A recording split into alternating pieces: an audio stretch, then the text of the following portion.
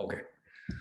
Okay. So welcome, Deep. I can call you Deep, right? That's how Yeah. you. Okay. Yeah. Cool. Okay. Yeah. And I'm Sanjay, right? So don't call me sir and all this. Okay. Sanjay is fine. Okay. Okay. Sure. Okay. So now, so Deep, let's get started by if you can just give me a little bit of background about yourself, right? What are you doing? Where are you located, etc., just to get a little bit of context, right? Yeah. Yeah. Sure. So hi, I'm Deep. Currently, I'm located in Bangalore. I'm working in a startup called Nurture.farm, which works towards agrotech technologies. It's an agrotech platform which is trying to bring digital intervention to the farmers and create a farm to fork model successfully. And it's a startup that's part of UPL, United Phosphorus Limited, which is one of the largest biologicals Yeah. in the country. So it's part of it. And before Nurture, I was in WWF India. That's a wildlife conservation organization. I was a program officer there where I used to look after different climate resilient agricultural intervention programs. And I was located in Jabalpur. Academics wise, I've done a master's from IIT Bombay and a master's in forestry management from Indian Institute of Forest Management. So that's Okay.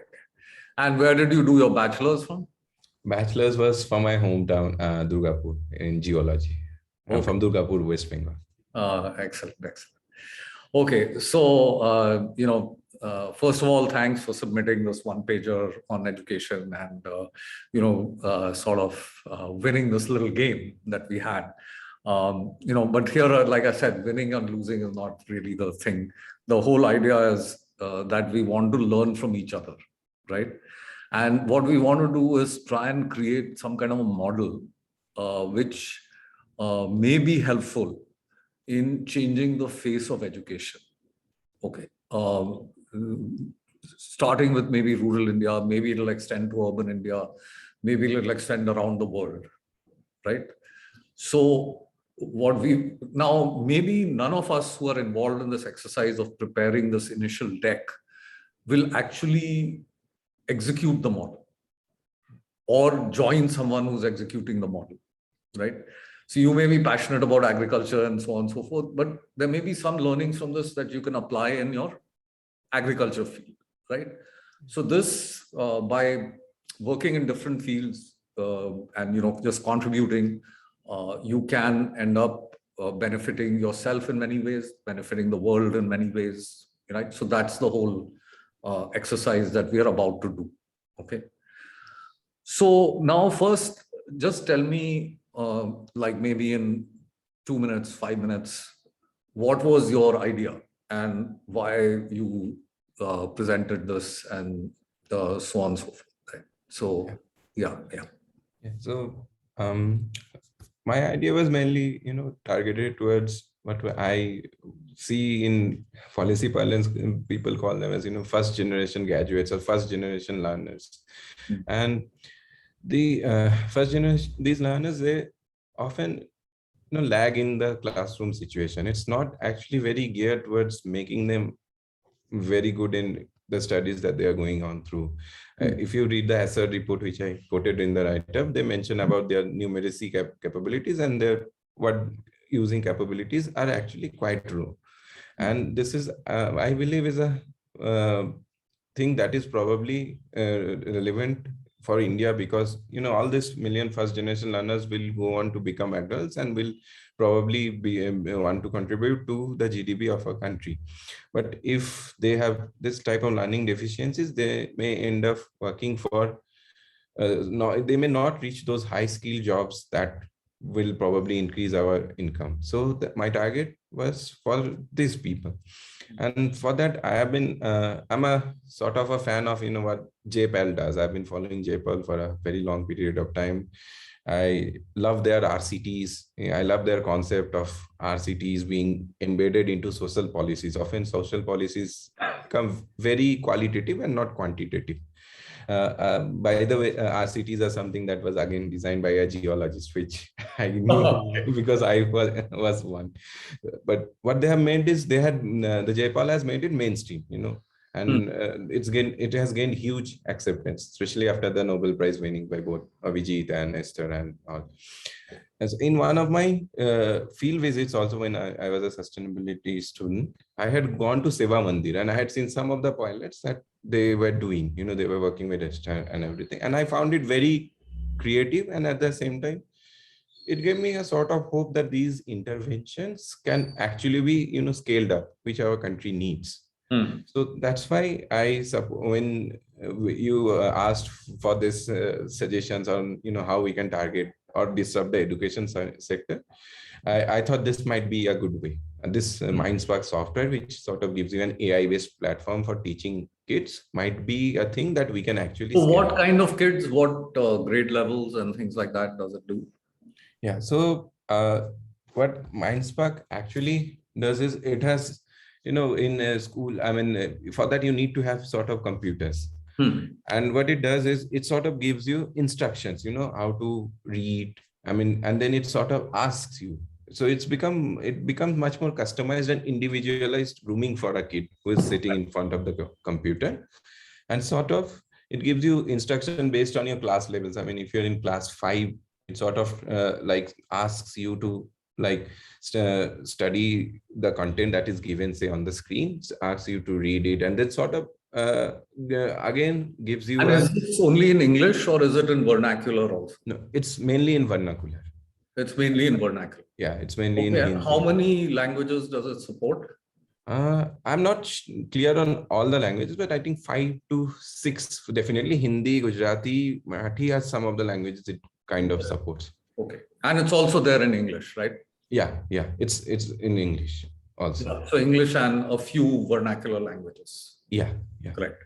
And basically, if I was to sum it up, it helps improve the numerical and computing literacy of young children, maybe up to grade 8, grade 9, something like that, right? A little bit lower grade 5 grades. So from the 2nd grade to the 6th grade. Yeah. What it improves is, if you look at these kids, they have very limited vocabulary. Right. So the first what the measurements of the t-tests show is that their word abilities or their verbal abilities have gone up very fast. So it's almost 2 standard deviations higher than what would be if the person was not given this test. Okay. So, but the issue with numerical abilities is, which I believe is it's cumulative. Like if you have been lagging from class 1, you will probably sort of start lagging in class 2 as well, class 3 as well. Right. So the tests actually do not show your increase in numerical ability in higher classes, like in class 5 or 6, but the verbal abilities have been shown to. So this works on both verbal as well as numerical, right? Yeah, both. Right. So basically what it's saying is that your learning from the early years in terms of ability to speak, read a particular language, may not be English, but a particular language, and also to do basic numerical things is what its area of focus is. And it gives good outcomes in both compared to traditional learning methods. Yeah. Is that a reasonable summary? Yeah, absolutely. Okay. And what you're saying is that if this was kind of universally adopted, right? Like right now, I think what was the cost you were saying? Yeah. So if you look at the unit economics, it would probably go down to $2 if it was scaled up. Right. So just now it's about 1,000 rupees per month. Yeah. Right. Yeah. But it could go down to say 150 rupees a month, kind of, if it was adopted. Okay. Yeah. That's what you're saying. Okay, good. So I kind of understood this. Okay. Now I want to try and sort of, like I said, provoke your thinking a little bit. Okay. Yeah, sure. Okay, sure. Okay. So now, so first, let me tell you the kind of difference between something that you do cheaper, faster, better. Okay. So these are what are called like vitamin solutions. Okay. But if you remove pain, then those are called painkiller solutions. Okay. So from what you have described, is really a vitamin solution. It's trying to do something cheaper, faster, better. Correct? Yeah. So people don't have like good verbal and numerical skills in the early learning, and it's trying to do this in a cheaper manner, in a faster manner, and in a better manner. Correct? Yeah. But this is not the definition of disruptive, because it's not removing pain. It's doing something which just improves outcomes. Okay. Okay. So now what would be truly disruptive? Okay. So let me give you my example. Okay. In there. So if you look at many learning systems around the globe, right? In my opinion, they're kind of optimized for saying, okay, how do you go from elementary school to middle school, then from middle school to high school, then from high school to college, right? And then from college to a postgraduate, and then from a postgraduate to a PhD, and so on, so forth, right? So they seem to be optimized for that stream. But if you look at most of the people who start learning, there are very few PhDs. Yeah. Right? Yeah. So basically, in some ways, this system is broken because it's not catering to the need of the people. Okay. So of course, what I'm going to say, a lot of things many people may not agree with. Okay, but that's par for the course, right?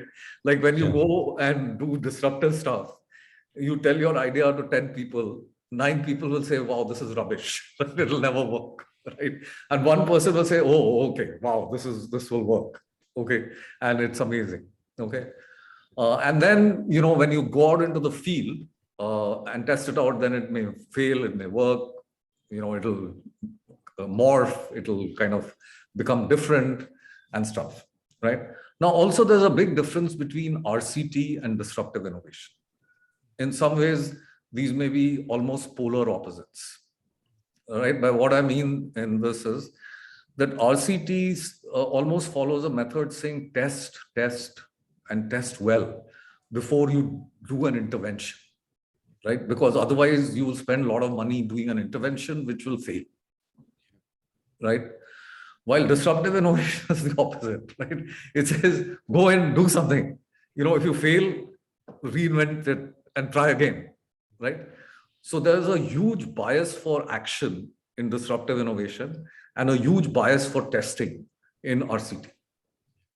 Okay. Now, these are not necessarily, you can use both, right? In some fashion.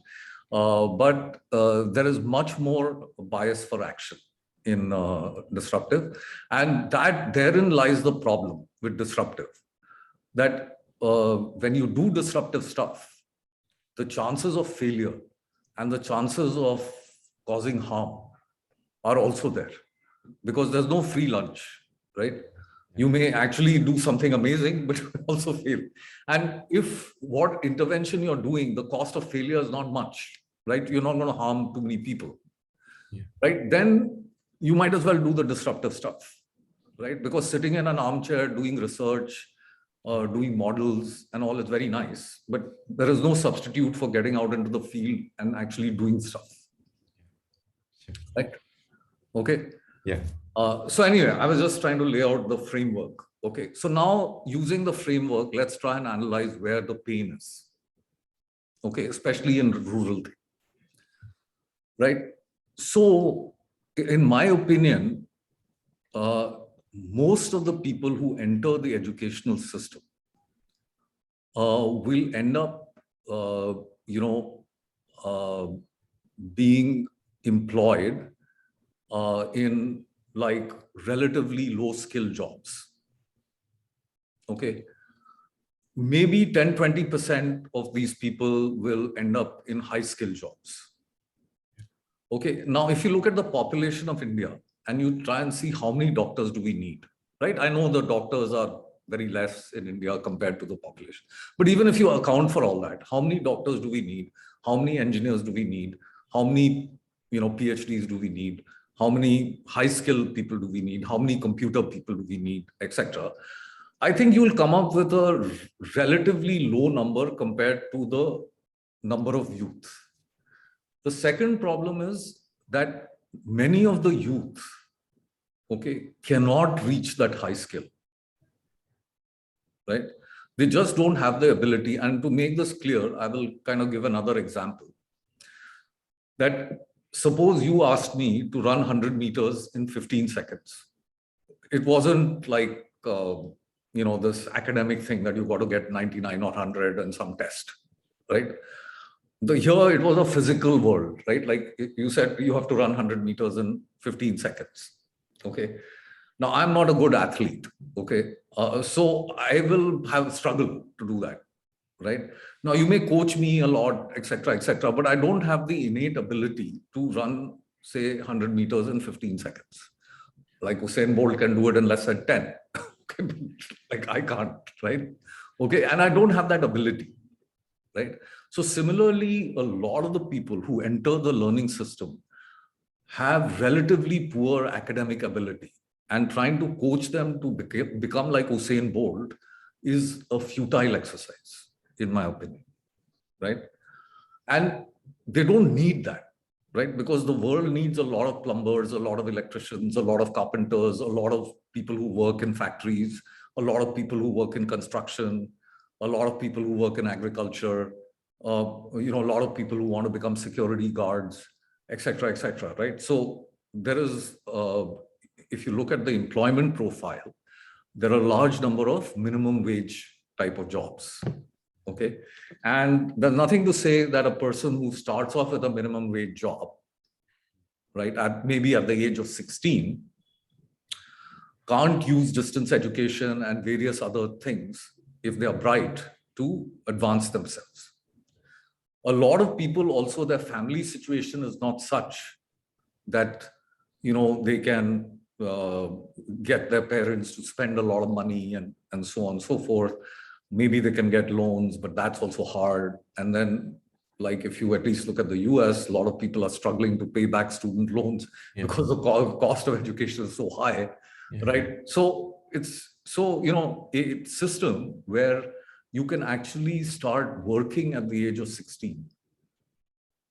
Okay. And you can earn. And with that earning, if you want to learn, you can learn, right? But otherwise, you can support your household, right? Yeah. So that is one area, I think, where a disruptive system that we are trying to design should focus on, right? The second thing that I see among the youth, and this may be more urban youth, I don't know, I don't have that much experience of rural youth. But in terms of urban youth, almost everyone I know is taking tuitions of some kind, right? And their families are paying a lot of money for these tuitions. Okay. And if I look at my education, I never took a single tuition except for Agarwal classes, which helped me get into IIT, right? Because there was this thing called Agarwal classes. And if I hadn't taken Agarwal classes, I probably wouldn't have got into IIT because it was a very specialized kind of test, right? So the thing is that when there are so many online tools which are available, okay, and if you look at the online tools, like you look at Khan Academy, suppose you looked at this MindSpark or whatever that you were talking about. Let's say this was free, okay, and there was some different kind of monetization model which was thought of, right? So let's say that you combine this MindSpark thing with something which I call a life skills certificate. Okay. Now, suppose in your education, you had a choice after a certain grade, maybe 5th grade, maybe 7th grade, some grade, okay, where you could either opt for an honors course or a pass course. Okay.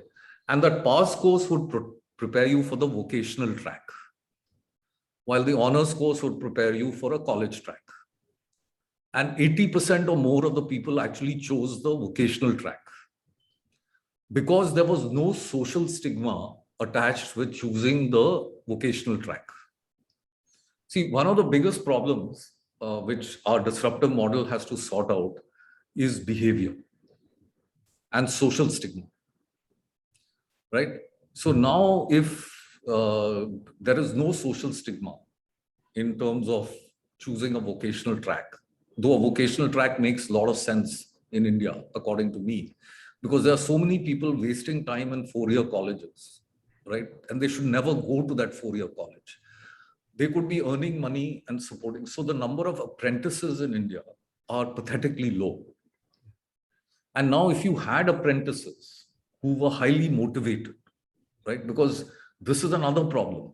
Like in rural areas, there is no job ethic of working in a sort of quote unquote factory environment, right? Where you have to do a 8-hour shift, right? And then you have to do it productively. Because see, this is anecdotal, but like in what people tell me is that suppose you are a rural youth, right, who's been used to agriculture. Okay, so now you'll go and suppose you plowed your field for 1 hour. Then you say, okay, bahut kaam ho gaya. like, now it's time to sit back and have one sugar cane or arm or something. And then, maybe you'll do. But in a factory, you don't like that. No? You have to work 8 hours continuously, right? Maybe you take some restroom breaks and all that. But you have to work, and it may be kind of boring work, but you have to be productive, whether you're making a garment or you're on an assembly line, or you're doing something, or if you're a night watchman, then you're just sitting there and doing stuff, right? So there are certain constraints, right? But you can earn money. Then you can earn money to, if you want, build your career or move up, because each job, like even if you start off as a low-level security guard, you can rise to become the foreman or the chief security guard. And in your profession, you can rise quite a bit, right? If you feel that that's something that interests you. Or you could use that period when you're from 16 to 25 to earn money and pay for some education, which is again vocational. Maybe you get into hospitality training, or you get into some other kind of training, right? Okay. So I'll pause here and let you ask a few questions and then move on. Yeah, so what you're basically saying is that if we could give the rural youth some kind of an apprenticeship opportunities, that would probably help much. That would be a much more disruptive innovation, right? If I'm correct. Then again, I would again like to share an anecdote in response to your anecdote. So like I actually come from Durgapur, so which was known as the Ruhr of West Bengal, because it had a lot of factories. Yeah, and it's in a coal belt. So you had all the coal from where you could pick up coal, and it had nearby iron ore deposits in Odisha, Bailey region. From you pick up the iron ore, then you have a lot of those refractories and all those things. But I mean, in India, where exactly are there huge factories, where you can sort of give them this apprenticeship? I mean, we are not really a manufacturing hub, right? Yeah, but see, so now this is the problem, right? Like a very good question. So which came first, the chicken or the egg? You don't know, right? We don't know how it happened, right? So the thing is is India not a manufacturing hub because there are no apprentices? Okay, or even if there were apprentices, it would not be a manufacturing hub, right? We don't know the answer to that, right?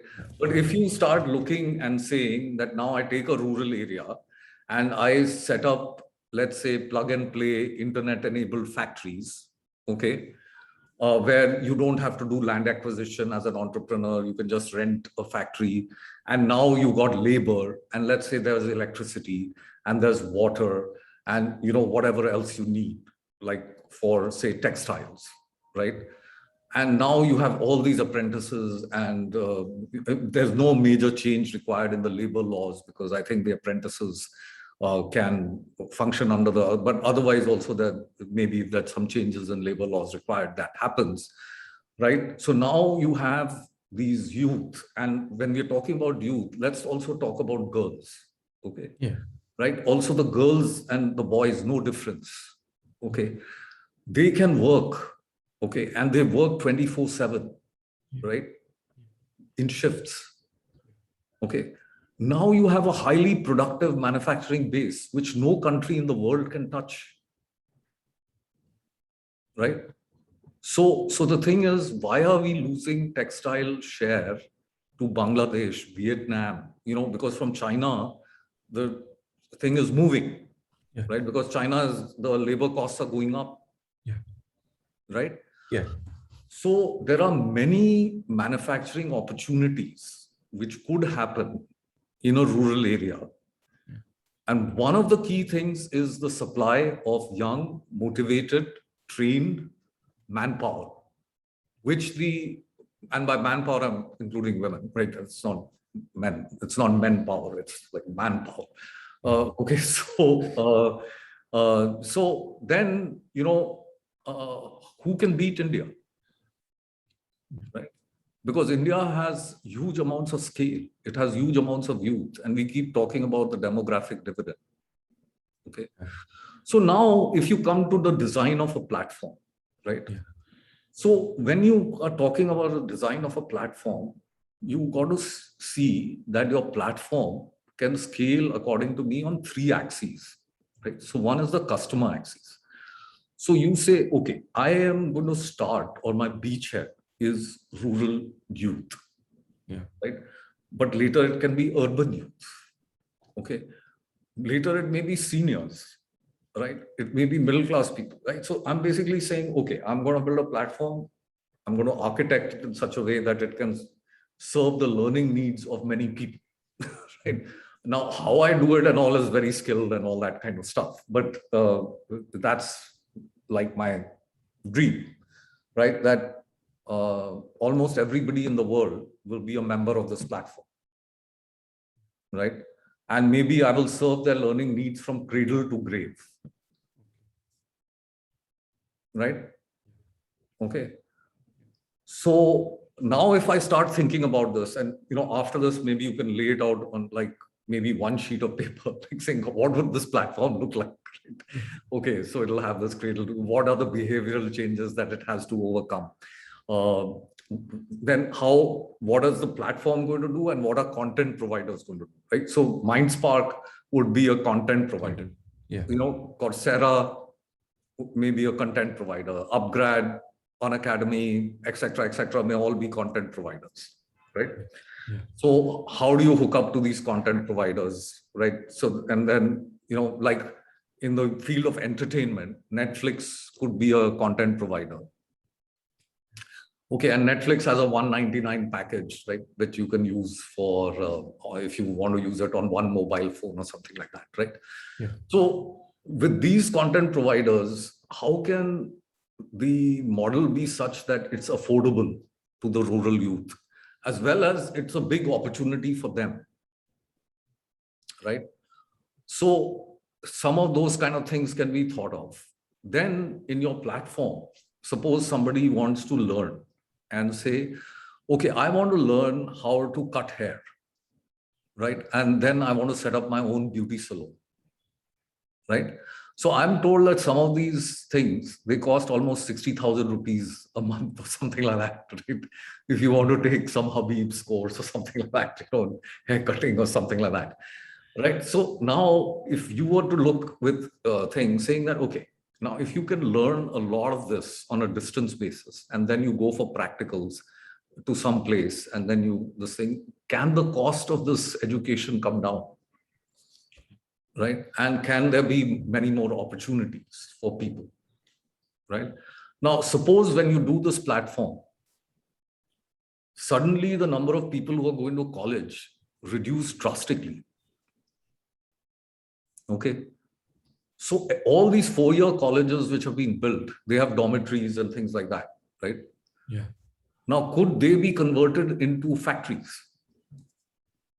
or service industries? right? Like there could be rural BPO in the vernacular and things like that, which are there. And also people don't need to know English, right? Because a lot of factories, the manuals can all be translated into the vernacular and they don't need to know English. You know, English could be a skill that they'll learn separately, right? If they want, some of them, right? So basically what we have done in this like brief interaction, what I've tried to do is to try and provoke your thinking into thinking what kind of a platform can do this, right? What are the outcomes that you want from this platform? How will you measure that this platform is successful or not, right? Now, let's say the monetization model here is that if you get a job, right, your employer will pay the platform, right? So you will not necessarily pay the platform. Okay. But then the thing is that, say, suppose now you want to pass a life skills course. So how would I design this life skills course now, right? With the advantage of new technologies. Okay. So I don't know if this is correct or not. I'm not an expert at this, but this is what I would think and I would try, right? I would say, look, you know, I want to teach, let's say, 5 basic life skills, okay, which may be things like civic literacy, right? How you be a good citizen. Okay, it could be mental literacy, right? How do you keep your mental health good, right? It could be health literacy. You know, how do you prevent diabetes? How do you prevent heart disease, etc., etc. It could be financial literacy. So what is like mutual fund? You know, how should you invest? How should you save more? And things like that, you know, and various things. So small amount of basic financial literacy and maybe digital literacy, right? So what is Google? How can you search, etc., etc., right? So I want to do some basic stuff, right? So my wife and me, we actually designed 5 modules for this. Okay. Now each module was only 5 minutes. Okay, 5-minute video, right? To tell you about this. And then what you had to do after that 5-minute video was to send back a video, maybe of 2 minutes or something, saying, what did you learn here and how did you apply that learning, right? So you did computer literacy, right? And you understood all this, whatever we were trying to tell you. But then how did you apply it? Okay, and can you make a video and send it back, right? In 2 minutes, or like 2-minute video, right? Now, if your 2-minute video is good enough, like, so now there are these people who are the coaches in this particular thing, or the people who are going to grant the certificate. If your videos are good enough, you get the certificate. Okay. And you don't have to pay anything for it, but your employer will pay 1,000 or you will pay 1,000 maybe, because we want to create a little bit of value for this. Okay. And then, so this becomes then a very economic model for the person who's supplying this, because they don't have to, like, it's all very digital and very scalable. And then you can build AI to look at these videos and see whether the videos pass or not, right? And then only those which are don't pass or are questionable come into a queue. And then the whole objective is that you coach the person, okay, to try and get that person to pass. And then it may be that if you pass on your own, then you don't have to pay. But if you need the coaching to pass, you have to pay, right? And you can take this at any point in time, right? But if you're doing the honors course, which also may teach some of these things, because why should you be teaching calculus and trigonometry and Shakespeare and stuff like that in the past course, right? I mean, I don't even remember now. Like, I know I did calculus and, you know, I was some like, you know, and did IIT and all. So I obviously knew what a differential equation was and like integration and all that kind of stuff. But, you know, now I hardly use any of that, right? So why are you stuffing the minds of these poor young people with all kinds of rubbish, which they're not going to use, right? And they're not covering things which they are going to use, right? Like, everybody needs to be a good citizen, right? Like, everybody needs to have respect for women, or, if you're a woman, you need to practice good hygiene and all those kind of things, and whatever, and like whether you're a man or woman, you need to. So there are many things that are basic, which are not taught and which make you employable, right? And there are very many things which are esoteric, right? Which are taught. So you want to win the maths Olympiad. Okay, great, right? But not in the pass course, right? I mean, yes, in your honors course, you can have like advanced placement courses. You could be a wizard, you could win the math Olympiad. You could maybe get a Nobel Prize or whatever. But, you need to differentiate. You need to try. And by the way, there are other countries like Switzerland and Germany and all who have a very well-defined vocational system for many years. Yes. In terms of how this thing can, right? Okay, so how are we doing for time? We have 20 minutes left. Okay, right. So now, see, so we are making a little bit of progress on this model in my mind, at least. That we are saying that this is a model where on one side you have learners who you want to say serve from cradle to grave, right? So maybe it's like a much more disruptive form of LinkedIn, right? So like if you were to redesign LinkedIn, where it was serving every single person in the world, how would you redesign it, right? What is missing in LinkedIn today, right? Okay. And maybe, if someone from LinkedIn saw this, okay, they could think, okay, yeah, maybe we should be redesigning LinkedIn, right? Yeah. Because otherwise somebody might come and eat our lunch later, like say, for instance, PayPal ate Citibank's lunch, for instance, right? So that's the whole thing about disruptive innovation, right? If you are not paranoid and you're not improving yourself, then you may have been the disruptor at some point in time, but somebody will come and disrupt you. Yeah. Okay, at some point. Right? Yeah. So on one side, you have learners. So if we were to try and look at it and do it visually, so there's a learner's box. The beachhead would be like rural youth, and then it could extend down. So there's one equation which is called the infinity equation. Okay, which I've talked about a number of times, right? I'm aware of that. Yeah. So random deposits and yeah. So all that kind of stuff, right? So yeah. So you see, it applies to many things because there are three axes. One is customers, the other is products, and the third is geography, right? So now, if you took this and you said, okay, let's take this thing and say, what are my products going to be, right? So I'm saying vocational stream, honors stream, right? Now on the honors stream, maybe it continues with the current curriculum, maybe the curriculum can be improved, but the pass thing, one could work with the system to say what should be a pass curriculum. Should a life skill certificate be mandatory? Right? So you pass whatever your pass course thing is. Because here I'm going to give you another anecdote, which is kind of interesting. Okay. So my driver's son, he managed to accomplish the amazing feat of failing every single subject. Not even one he passed, right, in 10th standard.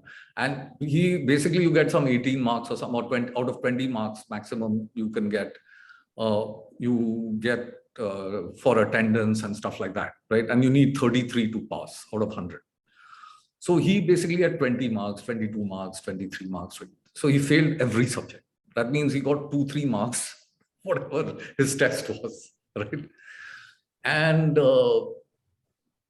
so basically, by the time he reached 10th, he had been pushed up through the system, right? Because of some whatever right to education. I don't know what the thing is, but but when he reached 10th, he was like up against this brick wall, which he wasn't going to get pushed up if he failed. And, he was. So then I said, okay, let me start looking at this. And I spent some time looking at his textbooks, his curriculum, and also coaching him a little bit on how to pass, right? So first of all, I got amazed by the amount of stuff that you have to learn to pass the 10th class exam. Okay, because it's a lot, right? I mean, it's not easy. I mean, yeah, you can pass, but there's a lot of stuff which is put in, right? Then I said, okay, now you are not going to be able to learn all this, right? Because you're not academically gifted. It's like my trying to run 100 meters in 15 seconds. It's not going to happen, right? So now what do I need to do to get you to pass? So we picked up a few sections which were multiple choice, very easy, etc., and said, okay, now you just focus on this, right? And know how to take the test. Yeah, because your objective is not to get 100% or 60 even. Your objective is to get 34, right? So that you pass, right? And 10th class, he passed every single subject. Wow. Okay. And then in 12th also he passed. Okay. But he's not academically gifted. So I was telling my driver that, look, why are you going to send him to college? His attitude's very good. He works very well with his hands. He's interested in repairing cars. Okay. So now he's doing an apprenticeship with a motor mechanic. And he's already thinking about how will he make his own motor mechanic shop. Right? So he will probably, I mean, if he's successful, end up earning much more than most people who went to IIT also, maybe. Because he'll be an entrepreneur. And if he's very good at making things, all the IIT people will be going and getting their cars repaired by him. And he will make more money than an IIT guy. Yeah. Sorry, you're on mute, I think. I can't hear you. No, I'm saying maybe. Yeah. That's a very disruptive thought. Yeah, so again, people don't realize this, that I think plumbers and people like that in the UK and maybe even the US and all, they make a lot of money. Yeah. Right? My guy who was where I used to go to get my car serviced in the US, when I left the US in 2004, I was just chatting with him. And because he was in the Bay Area and Silicon Valley and all, very, you won't even, when you look at him, you'll think he's a very ordinary person. Okay. But his net worth was well over $4 million US. Oh. Okay. Because he had been working on this thing and then he made some real estate investments, which because it was the Bay Area, they did really well. Right. Okay. And stuff like that. Right. And I don't know too many people who haven't been in very successful startups in the Bay Area whose net worth is $4 million US in 2004, right? In there. So I'm saying that there's no appreciation of this thing about how you can actually do very well if you're pursuing something which you have a passion for and, stuff like that. Right? So how do you enable that? Then does your platform have ability for finance? Right? If I am now saving a little bit of money, I have a bank account, I understand mutual funds, this thing, that thing, etc., then I can become a very good credit, right, for borrowing money to finance some of my things. Like this example that I was giving of this, my driver's son, right? If he kind of showed that he understands basic finance, right? Then if he wants to set up a motor mechanic thing and he wants a loan, right? And he knows how to apply for a loan, right? And now if he's not very skilled at doing a loan application or something, or maybe the loan application can be also made very simple and in vernacular so that people can apply, right? Then, he's got financing, he's got everything, and he's skilled, he can employ people, he can train them, and he can do stuff, right? But that's one kind of thing. But I don't want to give you the impression that everybody has to become an entrepreneur, because that's wrong. Right? The thing is that you can work in a factory, you can work in construction, right? And you can never become an entrepreneur. And you can never make $1 million. But why should you? Right? My net worth is very high, right? But the thing is that I also have only dal roti, whatever, I drive a simple car. I live in maybe a little nice house, but nothing much, right? Which can happen with much less money, right? So after a certain point, if you have adequate money, and that adequate can be very low, okay, then money is meaningless. What is more meaningful is happiness. Are you living a happy life? Right? So a lot of youngsters, they suffer from anxiety, they suffer from depression, So if you had this life skills training, will it prepare you not to suffer from these things? So these are things. So maybe the honors people also need life skills. Because I can tell you from my IIT and IIM batch, you think they're very bright people and all that, right? And they obviously are. But when it comes to personal finance, which is kind of my field, a lot of them are very poor at it because they don't understand personal finance at all, right? Okay.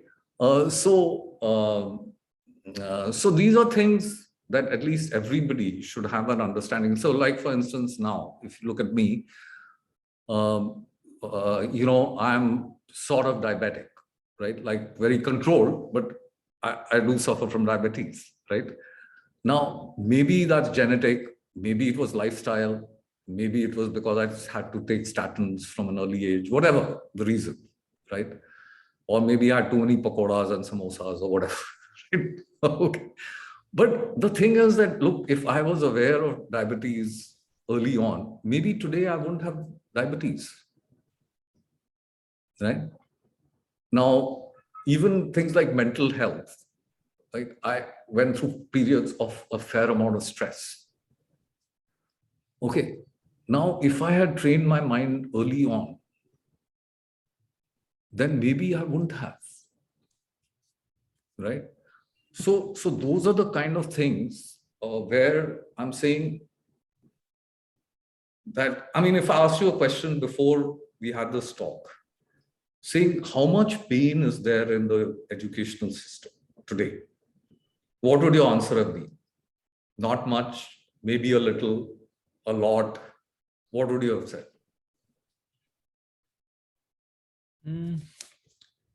Well, I hadn't thought of the education system in terms of pain. It for me, it was a sort of metrics and getting through the classes. I mean, that's how I had done, and I had sort of managed that well. So yeah, I guess I did not put that much of empathy into this question, before having this conversation. So before this conversation, I would have said, yeah, maybe a little. Okay. And now what do you think? Is there a lot of pain in the education system? Yeah, now that you put it in that way, yeah. Because this is the essence of disruptive innovation, that if there is a system which has a lot of pain, okay, then it's it's a very ripe candidate for disruptive innovation. And then the other thing about disruptive innovation is that, see, here is what people who hear this, okay, I'm trying to predict what the reaction will be. Okay, so one reaction will be, oh, this will never work because you can never change the curriculum in India, right? How will you change the curriculum, right? Like, how will you convince people that, like, then other people will say, okay, but even if you were able to change the curriculum, nobody would let that child go to the vocational stream because there is a social stigma in terms of going, "Arey, tumhara bacha to vocational mein chala gaya," right? That kind of thing, right? Then other person will say, okay, like let's say there are all these trained people and all, they won't get jobs because nobody will come and give them jobs, right? So that's the second characteristic of a disruptive innovation, that many people will question that this will ever work. But there will be that disruptive innovator who believes that it will work and will make it happen. Because I can tell you with PayPal, when I started thinking about payments and things like that, right? When I went and talked to my friends, they said, are you crazy? You have such a nice job with Citibank. Why are you leaving it, to try and do your own startup? Right? What's wrong? Are you not doing well at Citibank?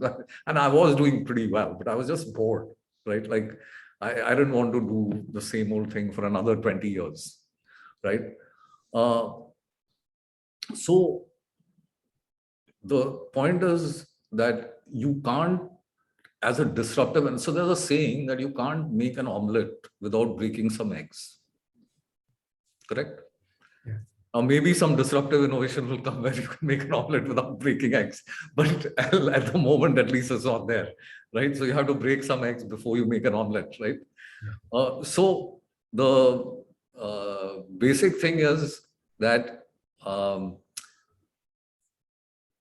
you will have to change things. Then there will be a lot of resistance, right? Because if you kind of do this kind of system, some people will get hurt in this whole system. Maybe even a very large incumbent like LinkedIn, if they see this, then they say, no, like this is not going to work. This is going to have 20 different problems. They might try and block it or whatever, right? Yeah. So a successful disruptive innovation which scales and becomes a very large company, okay, faces tremendous problems and tremendous challenges. Okay. So, but the kernel of a disruptive innovation idea is based on pain and the ability to remove that pain. Right? So we just have 4 minutes. So I'll conclude by basically saying that, like, when we thought of PayPal, and I was one of the early thinkers of the idea that became PayPal, okay, I had a simple thing. I knew that there was a lot of pain in funds transfers, in wire transfers, and they were very expensive. And they would go wrong in many ways, right? Because I needed to know where you bank and then put that information in correctly. Now, if I didn't put that information in correctly, the funds transfer would fail, right? So when I saw the internet and I said, hey, wow, there is this email which is globally unique, because at that time mobiles were not prevalent.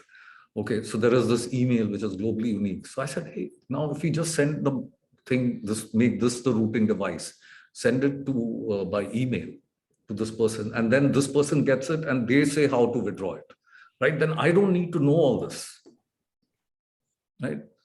So one, there was pain, and then there was a solution. Right?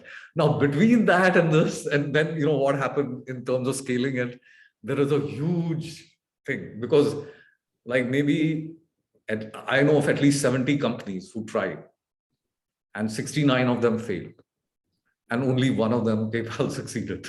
Right? So, but the kernel of the idea was simple, right? So to sum up, at least to me, the kernel of the idea is that there is a lot of pain in the education system. It is not serving the needs of learners.